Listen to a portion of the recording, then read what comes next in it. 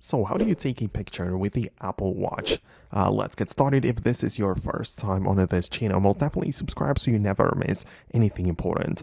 So obviously the Apple Watch does not have a built-in camera. It doesn't matter what series or model of Apple Watch you have.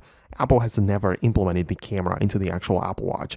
But if you go to your apps, you're going to notice that there is sort of a camera application on the watch, right? So that's kind of weird, but the reason it's there is because it is a remote control over your iPhone camera. So naturally, Apple Watch is paired to one specific iPhone and it can control it through this. So you can just go to your apps, as I said, it just located the camera icon like that, and it will just open up your just camera on the iPhone, even wirelessly, right? So you don't even have to like touch your phone or anything like that. You'll see the little viewfinder on the Apple Watch screen. You can tap the shutter button to capture the photo.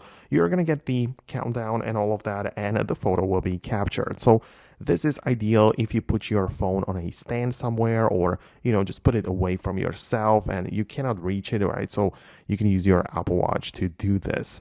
Right, you can also switch it to the front-facing camera and also play with the flash and live photos settings all directly on the actual Apple Watch. So I believe it's actually working well. Yeah, let me know if you have ever used that before or if you're just finding out now about it. In case of any questions, let me know about it. It's very likely I'll make an updated video about this because I have plenty of tutorials which I publish to help you out with your tech. So hit the thumbs up and subscribe so you do not miss anything, and I'll see you later.